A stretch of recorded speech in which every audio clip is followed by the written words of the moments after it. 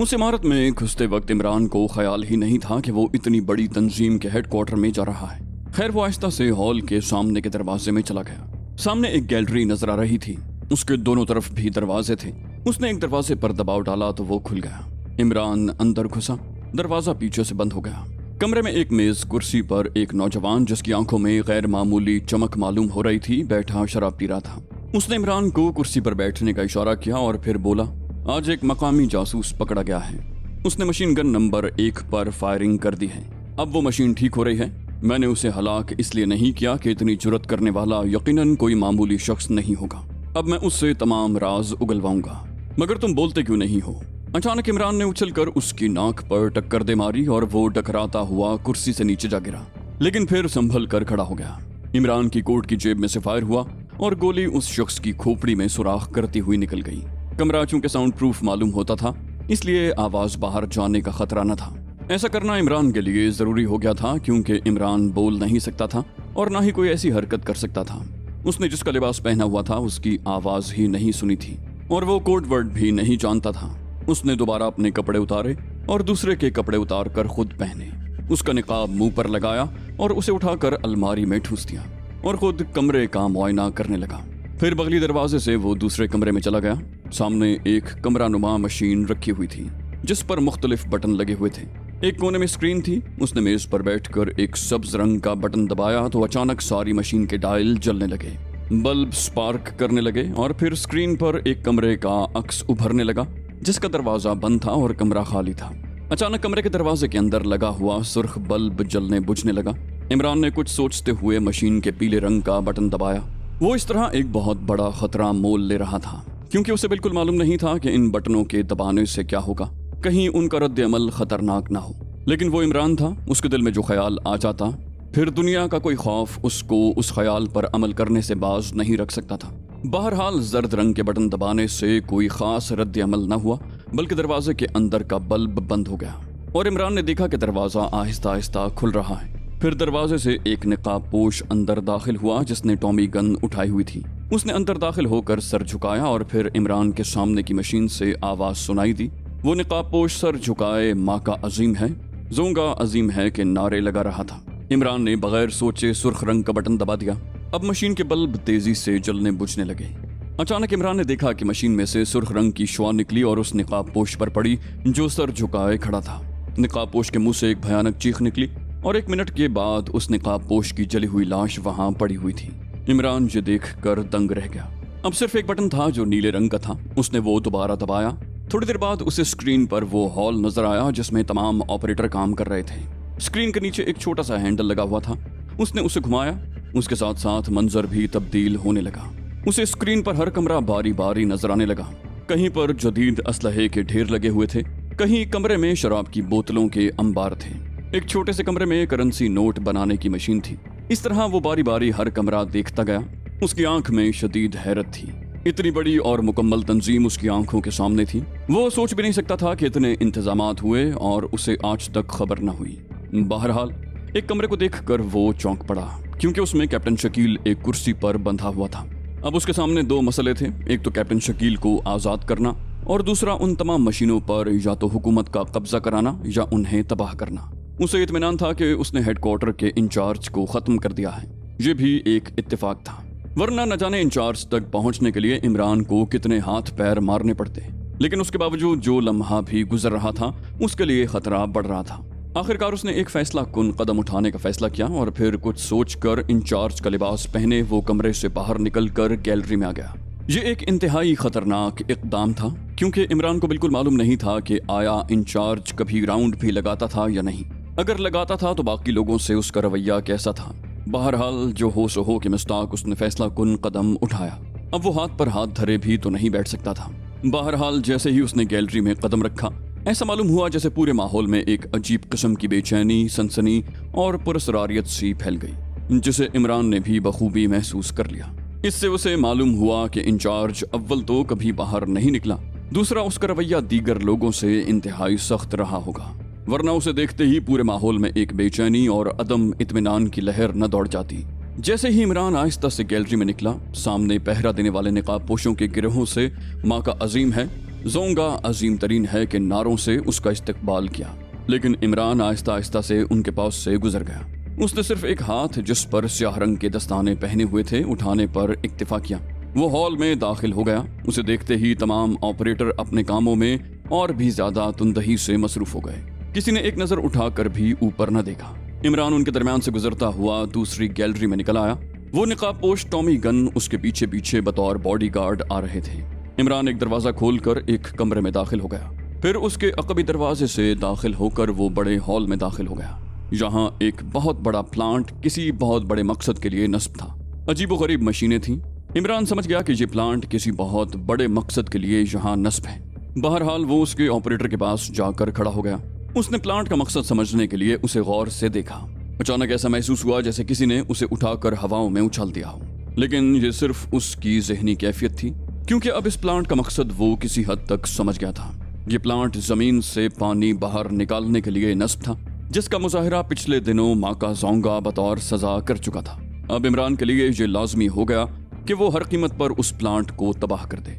वो फौरन मुड़ा और उस कमरे की तरफ चल दिया जिसमें कैप्टन शकील बंद था। कमरे का नंबर स्क्रीनिंग मशीन से वो देख चुका था। वो कमरे के सामने रुका। उसके बाहर ताला लगा हुआ था और एक निकाबपोश टॉमी गन उठाए बाहर पहरा दे रहा था। इमरान ने उसे ताला खोलने का इशारा किया। उसने झट ताला खोल दिया और दरवाजा खोलकर इमरान और उसके साथ दो बॉडीगार्ड अंदर दाखिल हुए। कैप्टन शकील कुर्सी पर बंधा हुआ था, लेकिन उसका चेहरा इंतहाई सपाट था। इमरान उसे देखकर दिल ही दिल में मुस्कुराया। फिर उसने इंचार्ज के लहजे में पुकारा, तुम्हारा दिमाग ठिकाने लगा या नहीं? लेकिन कैप्टन शकील ने कोई जवाब न दिया। इमरान ने दूसरे निकाबपोशों को उसको खोलने का हुक्म दिया और उसे अपने कमरे में पहुंचाने के लिए कहा। उन्होंने झट कैप्टन शकील को खोल दिया और फिर उसे लेकर इंचार्ज के कमरे की तरफ बढ़े। इमरान उनसे पहले ही वहां पहुंच चुका था। वो लोग कैप्टन शकील को छोड़कर खुद बाहर चले गए। कैप्टन शकील के हाथ अभी तक बंधे हुए थे। इमरान ने हर तरफ से इत्मीनान करके अपना निकाब उतार दिया और कैप्टन शकील उसे देखकर हैरान रह गया, लेकिन हैरत सिर्फ उसकी आंखों से टपक रही थी, चेहरे से नहीं। इमरान ने आगे बढ़कर उसके हाथ खोल दिए और आहिस्ता से उसे तमाम हालात बता दिए। अब दोनों ने मिलकर उस हेडक्वार्टर को तबाह करना था। इमरान ने इसके लिए डायनामाइट तजवीज़ किया, लेकिन सवाल यह था कि डायनामाइट लाया कहां से जाए, उसे ऑपरेट कहां से किया जाए। कैप्टन शकील ने टाइम बम का मशवरा दिया, लेकिन यहाँ मसला उनकी फौरी फराहमी का था। अचानक इमरान को एक तजवीज़ सूझी। उसने निकाब चेहरे पर डाला और खुद उठकर उस मशीन पर जा बैठा। उसने सब्ज रंग का बटन दबाया और मशीन को स्टार्ट कर दिया। स्क्रीन पर कमरे का अक्स उभरा तो उसने फौरन नीले रंग का बटन दबा दिया। अब किसी हद तक वो इस मशीन को समझ चुका था, इसलिए आसानी से उसे ऑपरेट कर चुका था। स्क्रीन पर हॉल का अक्स उभरा, लेकिन वो हैंडल घुमाता रहा और एक कमरे में एक निकाबपोश कुर्सी पर बैठा शराब पीता नजर आया। उसके सीने पर नंबर 3 लिखा हुआ था। इमरान ने हैंडल को वहीं रोक दिया और फिर उसने जर्द रंग का बटन दबा दिया। फिर उसने स्क्रीन पर उस शख्स को चौंकते देखा और वो शख्स तेजी से उठा और चेहरे पर निकाब ठीक करता हुआ दरवाजा खोलकर बाहर निकल गया। अब इमरान ने हैंडल को दोबारा घुमाया और जब उस कमरे का अक्स नजर आया जो पहले नजर आता था तो उसने हैंडल को छोड़ दिया। अचानक उसे कमरे के अंदर लगा हुआ बल्ब जलता बुझता नजर आया। उसने जर्द रंग के बटन को एक बार फिर दबाया। बल्ब बुझने से रुक गया और दरवाजा आहिस्ता से खुला और वही निकाबपोश नंबर 3 अंदर दाखिल हुआ। उसने अंदर दाखिल होकर मखसूस नारा लगाया और फिर सर झुकाकर खड़ा हो गया। इमरान ने माइक का बटन दबाया और फिर सरसराती हुई आवाज में बोला, नंबर 3। नंबर 3 ने सर उठाकर कहा, यस सर। इमरान की आवाज आई, हमारे स्टॉक में कितने टाइम बम मौजूद हैं? नंबर 3 ने अदब से कहा, जनाब हमारे स्टॉक में 10,000 टाइम बम मौजूद हैं। इमरान ने कहा, अभी जाओ और उनमें से 500 मेगा पावर के 10 टाइम बम ले आओ। नंबर 3 ने कहा, बहुत बेहतर, और फिर तेजी से दरवाजा खोलकर बाहर निकल गया। इमरान ने फिर हैंडल को घुमाया तो स्क्रीन पर वो निकाबपोश एक गैलरी में तेजी से जाता नजर आया। इमरान स्क्रीन पर उसे फॉलो कर रहा था। निकाबपोश चलता हुआ एक दरवाजे पर रुक गया। उसने दरवाजे पर मखसूस दस्तक दी। दरवाजा खुल गया और वो अंदर दाखिल हो गया। अंदर एक बहुत बड़ा असलहा खाना था। इमरान उस असलहे को देखकर दंग रह गया। उसे उस असलहे खाने का इल्म नहीं था। उसने देखा निकाबपोश वहीं बैठे एक निकाबपोश से 10 टाइम बम ले रहा था। इमरान अब शकील की तरफ मुतवज्जे हुआ। उसने उसे सारी स्कीम बताई कि जैसे ही नंबर 3 बम लेकर अंदर दाखिल हो, मैं उसकी जगह ले लूंगा, तुम इस मशीन पर बैठ जाना। इमरान ने उसे ऑपरेट करने का तरीका बता दिया। उसने उसे बताया कि मैं ये बम मुख्तलिफ कमरों में रखूंगा, तुम इस मशीन के जरिए मुझे फॉलो करना। जहां कुछ खतरा मालूम हो ये सुर्ख रंग का बटन दबा देना। फोकस में जितने लोग होंगे वो जल जाएंगे, लेकिन ये उस वक्त करना जब इसके बगैर कोई चारा न हो। ये कहकर उसने अपना इंचार्ज वाला लिबादा उतार कर शकील को पहना दिया और शकील वो मखसूस नकाब लगाकर मशीन पर बैठ गया। इतने में नंबर 3 बमों का डब्बा लेकर मखसूस कमरे के दरवाजे तक पहुंच गया। कैप्टन शकील ने उसे अंदर आने की इजाजत दी और फिर उसे हिदायत की कि वो इसे कमरा नंबर 1 में पहुंचा दे। कमरा नंबर 1 इंचार्ज का जाती कमरा था। नंबर 3 वो डिब्बा लेकर कमरा 1 की तरफ बढ़ गया, जहां इमरान उसकी ताक में था। जैसे ही नंबर 3 अंदर दाखिल हुआ, इमरान ने उसे छाप लिया। चूंकि ये उफ्ताद उसके लिए अचानक पड़ी थी, इसलिए वो बेखबरी में मार खा गया। चुनाचे चंद ही लम्हों बाद वो इमरान के हाथों में झूल रहा था। इमरान ने फुर्ती से उसके कपड़े उतारे और अपने कपड़ों पर पहन लिए। फिर उसने बम्मों को निकालकर अपने लिबादे में मुख्तलिफ जगहों पर छुपाना शुरू कर दिया और फिर दरवाजा खोलकर बाहर निकल गया। इमरान कमरे से बाहर तेजी से गैलरी में चलने लगा। उसने तमाम बम निकाले और 15 मिनट का टाइम सेट किया और फिर एक बम गैलरी में लगी हुई रद्दी की टोकरी में डाल दिया। इमरान के ख्याल में ये उस टोकरी का बेहतरीन मसरफ था। बहरहाल वो आगे बढ़ा और हॉल में दाखिल हो गया। वो आहिस्ता से चलता हुआ एक कोने में गया और एक मशीन के पास खड़ा हो गया। ऑपरेटर ने उसे देखा और फिर अपने काम में लग गया। इमरान ने हाथ में वो छोटा सा मगर इंतहाई ताकतवर बम लिया और फिर आहिस्ता से उसकी मशीन और पिछली दीवार के दरमियान डाल दिया। फिर वो खामोशी से बाहर निकला। असलहा खाने का इंचार्ज उसके इस्तकबाल के लिए खड़ा हो गया। उसने उससे रजिस्टर मांगा और फिर उस रजिस्टर को देखने लगा। फिर अचानक वो जोर से चौंका और गौर से दूसरे कमरे की तरफ ध्यान करके सुनने लगा। असलहे खाने का इंचार्ज भी निकाब लगाए हुए परेशान हो गया। उसने नंबर 3 की तरफ हैरानी से देखा। इमरान ने उसके कान में ये कहा कि दूसरे कमरे से कोई आवाज आ रही है, जाकर देखो कौन है। वो तेजी से उस कमरे की तरफ बढ़ा और इमरान ने फुर्ती से असलहे के ढेर के दरमियान वो बम छुपा कर रख दिया। इंचार्ज वापस आया तो उसने बताया कि वहां कोई नहीं है। इमरान ने अपना वहम जानकर उसे मुतमईन किया और फिर वो वापस मुड़ गया। अब उसने गैलरी में बने हुए मुख्तलिफ खाली कमरों में बम छुपा दिए। अब वो उस प्लांट की तरफ जा रहा था जिसने पिछले दिनों पूरे दारुल हुकूमत में भयानक तबाही फैला दी। वो उस कमरे में दाखिल हुआ। वहां सिर्फ एक ऑपरेटर ड्यूटी पर मौजूद था। प्लांट मुकम्मल तौर पर बंद था। ऑपरेटर ने उसे देखते ही सलूट किया। उसने सलूट का जवाब दिया और फिर उसे इशारे से अपनी तरफ बुलाया। वो उसकी तरफ बढ़ा। इमरान ने उसकी गर्दन पकड़ ली। वो भी खासा ताकतवर था, लेकिन इमरान के सामने उसकी एक न चली और चंद लम्हों के बाद उसकी आंखें बाहर निकल आईं और वो दम तोड़ चुका था। इमरान ने उसकी लाश घसीट कर एक तरफ डाली और खुद स्क्रू ड्राइवर लेकर उस प्लांट की एक साइड खोली। उसमें उसने बम रख कर उसे दोबारा कस दिया। अब उसे इत्मीनान हो गया था कि अगर किसी ने ऑपरेटर की लाश देख भी ली तो वो प्लांट को नहीं बचा सकेंगे। यहाँ से फारिग होकर वो इत्मीनान से बाहर निकला, लेकिन बाहर निकलते ही वो ठिठक गया क्योंकि सारे हॉल में हलचल मच रही थी। उसकी समझ में इस सब की वजह न आ सकी, लेकिन अचानक उसे ख्याल आया कि कहीं कैप्टन शकील का राज तो नहीं खुल गया, क्योंकि उसने बहुत से निकाब पोश टॉमी गन उठाए कमरा नंबर 1 की तरफ भागते देखे। टाइम बम फटने में सिर्फ 10 मिनट बाकी रह गए थे। अब इन 10 मिनटों में उसे भी और कैप्टन शकील को भी इस इमारत से बाहर निकलना था। लेकिन ये अचानक एक और उफ्ताद आ पड़ी। भागते भागते एक निकाब पोश से वो टॉमी गन लेना न भूला। उस पहरेदार ने उसे अपना ऑफिसर समझते हुए अपनी टॉमी गन उसे पकड़ा दी। वो तेजी से कमरा नंबर 1 की तरफ बढ़ा। दरवाजा खुला हुआ था और 20-25 निकाब पोश अंदर टॉमी गन्ने उठाए खड़े थे। वो नंबर 3 को उलट पलट कर देख रहे थे, लेकिन वो उसे पहचान न सके, क्योंकि जहां तमाम लोग मुंह पर निकाब डाले फिरते थे, इसलिए वो कुछ न समझ सके। इमरान ने देखा कि कैप्टन शकील एक शीशे के बहुत बड़े जार में बंद है।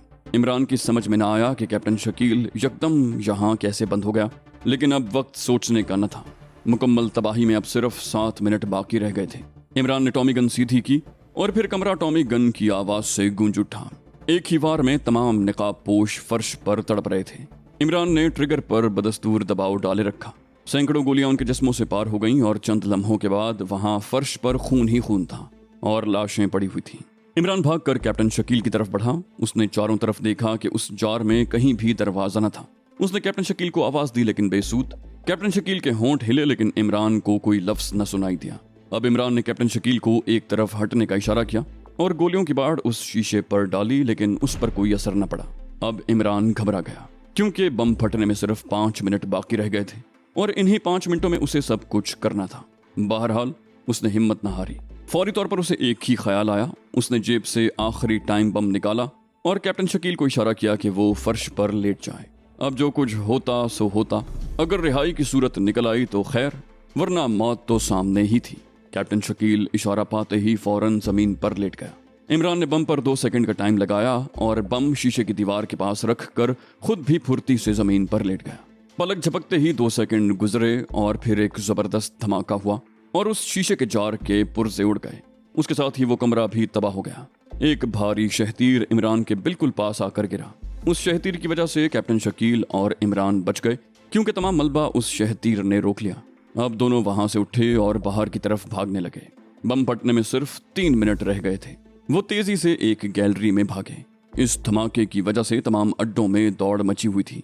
घंटियां बज रही थीं, सुर्ख और सब्ज बल्ब जल रहे थे। वो दोनों तेजी से एक तरफ भागे। उस गैलरी की तरफ एक टनल सी बनी हुई थी। वो दोनों तेजी से उसमें दौड़ने लगे। ये पानी का बहुत बड़ा पाइप था। वो बेतहाशा भाग रहे थे। अचानक इमरान का पांव फिसला और वो तेजी से उस टनल में फिसलता चला गया। दूसरे लम्हे वो टनल के दूसरे सिरे से बाहर हवा में उड़ता जा रहा था। टनल जमीन से काफी ऊंचाई पर बनी हुई थी, इसलिए वो तकरीबन हवा में उड़ता हुआ जमीन पर जा गिरा। कैप्टन शकील उससे पहले ही जमीन पर था। चंद लम्हों तक उसे कुछ महसूस न हुआ, लेकिन फिर अचानक कान फाड़ धमाका हुआ और उसे ऐसा महसूस हुआ जैसे कोई आतिश फिशां पहाड़ गरज रहा हो। पै दर पै धमाके हो रहे थे। इमरान और शकील के नीचे की जमीन हिल रही थी। फिर एक जबरदस्त धमाका हुआ और ऐसा महसूस हुआ जैसे इमरान और शकील के आसाब जवाब दे गए और उनकी कुव्वते समात खत्म हो गई।